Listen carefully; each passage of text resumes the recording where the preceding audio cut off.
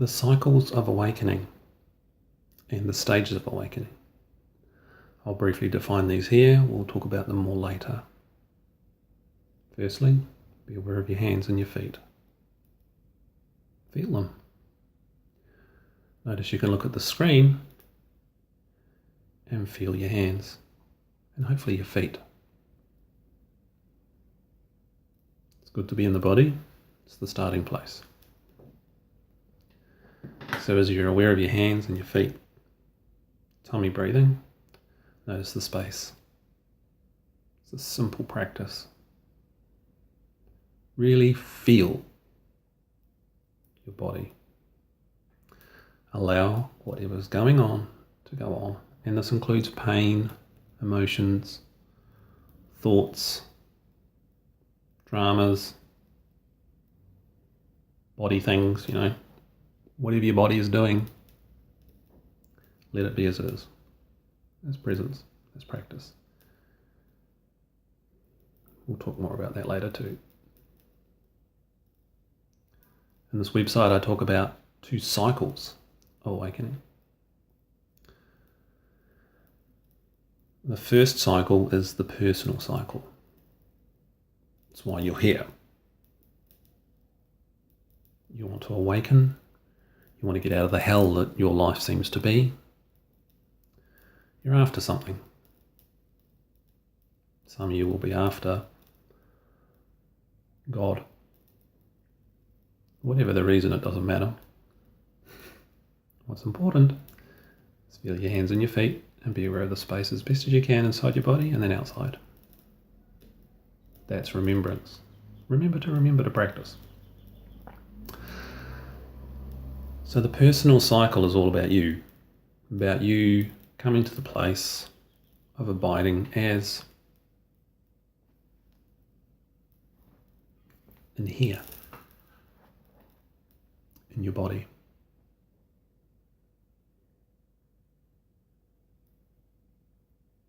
Be aware of your hands and your feet.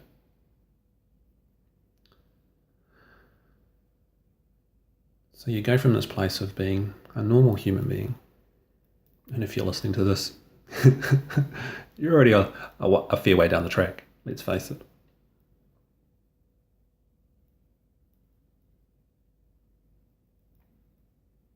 But you want more. You want to stabilize. You want to be aware of the stillness, the nothingness, the impersonal awareness, the everythingness, the peace, the joy, the bliss. The real you. That's the first cycle. So you can stabilize as that. Now I break that into 4 phases. And yes, I used Adyashanti's 3 phases in his End of Your World book and CD. It's great stuff. Have a read. It's very similar. This is my experience, my words. He may or may not agree with what I say.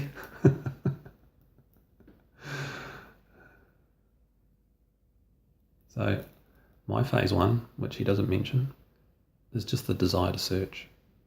You've had enough pain, or you've got that calling. My original calling was I wanted better grades at university because I knew I had a good brain on my head. Then, after some experiences, it was actually avoidance of pain because I experienced the soul plane, unity of an unbelievable amazingness. And I realised, jeepers, I've got a long way to go. So whatever your reason for the search is and why you're here, is you've already gone past that first stage. The second stage, as I define here, is awakenings. Having awakenings. This is where you do have those moments of peace, those moments of wonderment, those moments that you go, I'm more than just this person. And there are thousands of different types of awakenings you can have. Awakening experiences, to be more precise, that you can have. And the depth and how big it is simply defined by a couple of things. One is, does it shift your identity? If it shifts your identity to a place where you are less of a person, or you know you are more than, then that's a shift in identity. It can be a shift in how easily you enter presence in some situations. When the same situation comes up again, that is. So be aware of your hands and your feet and your breathing as you watch this. Hear the sounds around you where you are, and me and what's happening here. Remembrance, laws of grace. Awakenings can be a millisecond long, like I just mentioned before, in the different cycles, where I was aware of the soul plane, so to speak, and that's just my word for it. But a place that's really hard to describe. Milliseconds, massive impact, 2 decades worth of impact. Or you can have a samadhi, you can have a Shaktiput from a master, or you can have a spiritual experience with a sunset or another person, or a tree or a bird or a mountain, where you go into unity.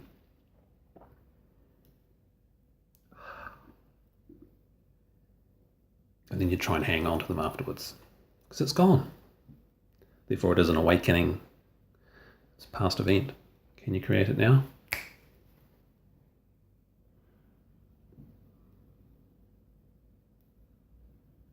Be aware of your breathing, your hands in the space.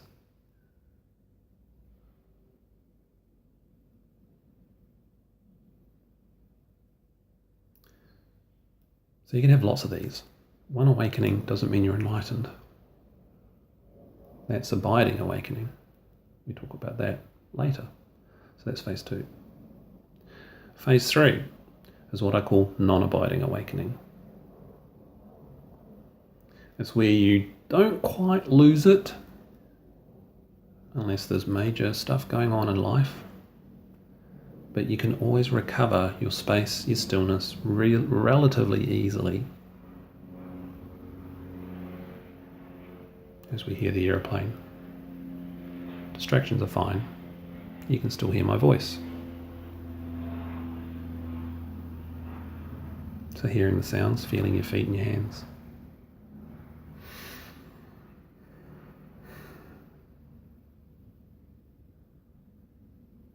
So non-abiding is an in-between phase from remembering past events to you can re-enter this relatively easily in certain situations. As that deepens, it becomes more measurable. Your capacity to enter in more and more tricky places, tricky situations, emotional states, mental states, out in life in more and more situations, deepens, it becomes more tangible, and you remember more. Remembrance is really critical. We'll talk about that in the laws of grace. So your practice really gears up your practice of entering presence. I'm calling it a practice.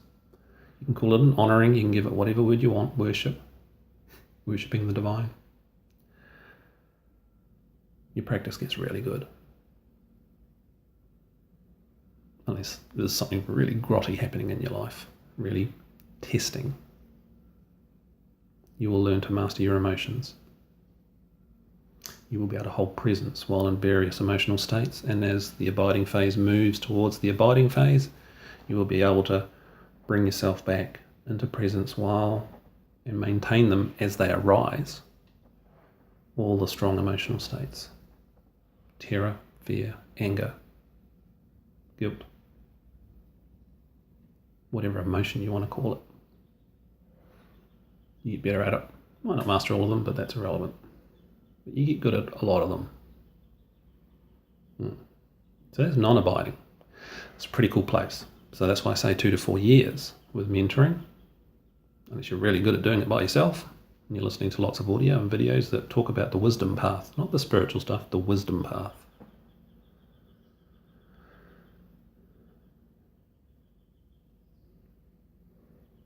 Notice your hands, your feet, and your backside. Find that space. How easy is it to feel your feet? Now, if you were in a situation where you were angry, or the other person was angry, you could be aware of your feet, lat fast, and have the stillness and the space to contain whatever is happening and allowing it to be as it is. And you will have more conscious control, of course, because you are present and still, even though you've got your own stuff running or you're dealing with the other person's stuff or the ugly interaction of the two. Means you can better deal with what's happening as it is, and your recovery will be faster, back to normality. So that's non-abiding, that's pretty cool. Still not a lot of people in that place. 2 to 4 years with mentoring. If you're keen, back to your feet and your hands. So at some point, you have another awakening or experience, or maybe you just roll out of bed one day and just find your practices extremely regular, extremely easy. None of your practices work. You just, as soon as you choose, as soon as you recognize, it's there. Hands, that quick. Oh, my stillness is here, yum. And that doesn't stop. A few months go past. Still here. I'm having a good phase. We'll talk about cycles later. Good, bad cycles. Cycles always happen.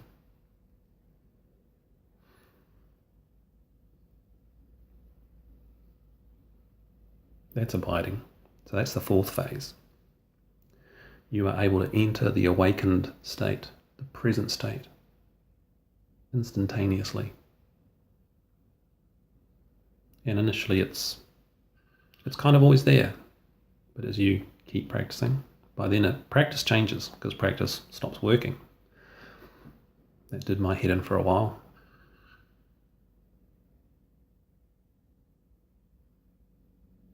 Being aware of your hands and your feet in the space.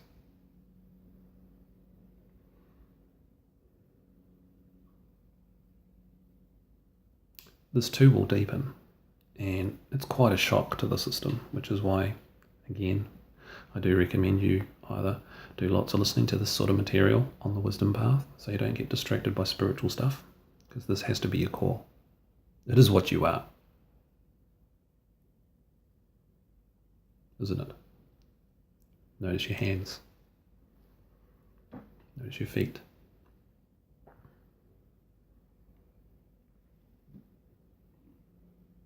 It's your foot, right? And it's in space. It isn't chanting. It's not doing various practices. You're not looking at your chakras. It's your foot. And your foot exists in space and it's conscious. It's awareness. Awareness is in that foot. That's why you're feeling it. So it's what you are.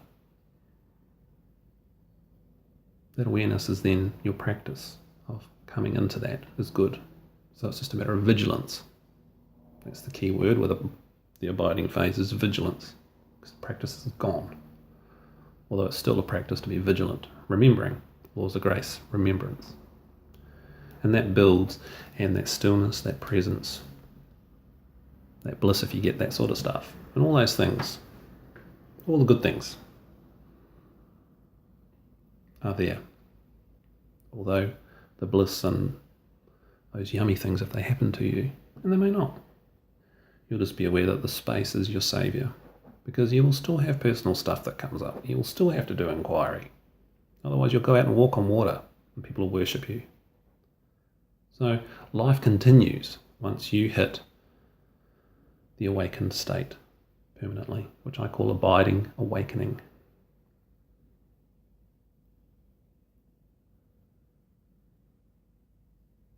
Notice your hands, bum, feet.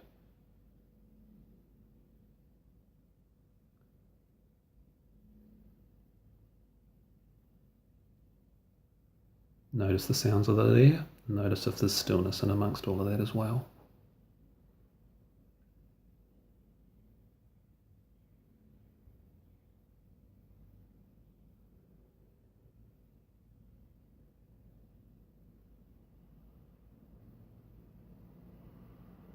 So, I'm with Adyashanti on this one. He says it takes 5 years to settle this if you're fast at it. That means you're really consistent. Again, laws of grace. If you stop your practice and you get sidetracked because things open up for you and you start doing all sorts of spiritual things, call them what you want, it will slow it down. Unless your primary focus is the stillness first. And if those things are coming through, they are. Again, that's why I recommend mentoring by someone who's lived in this place and is stabilised, genuinely stabilised.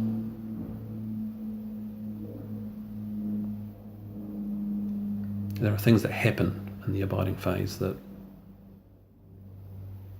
are incredibly hard to understand or even put words to. There is stuff that will happen as your personal will falls away. It's hard to describe. Well, I'll describe it later. This is an overview. So that's the aim, is abiding, awakening, as quickly as notice your hands. Would that be awesome or what?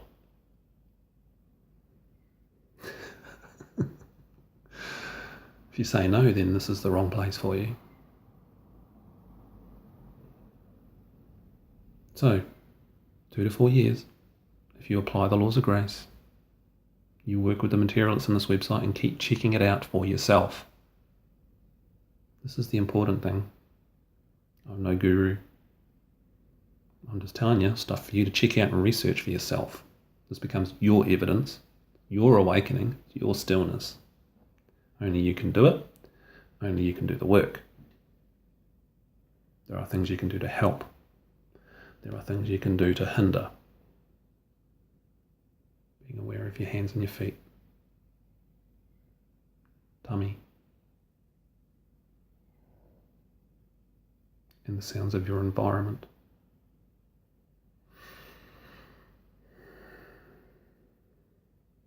It's so simple.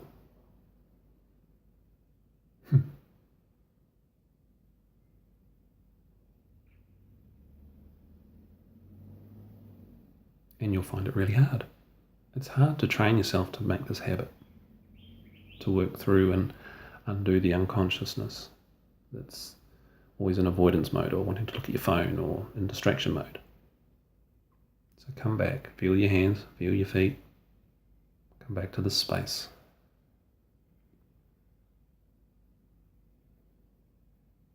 Come back and listen to this video if it's helped you. Next time something happens and you're off center and you're distracted and you're not feeling so great, see if it helps. But follow the instructions as I speak about all of this. Feel your hands, bum, feet, space. Allowing what is to happen, be it physical pain, emotional pain, mental pain. See them. Just hold the space for them. They will change. It will change.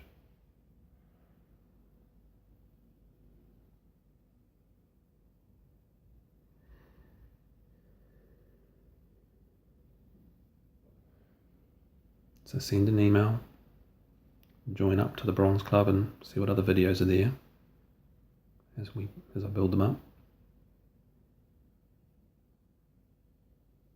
And when you're ready, make contact. Let's do some one-on-one to really get you moving to who you are. Because this place is amazing. And this place does the greatest service to humanity because you contribute to the collective consciousness of your neighborhood, your family, your city, your country, and this entire globe. It is the most powerful thing you can do. To hold that space and that stillness.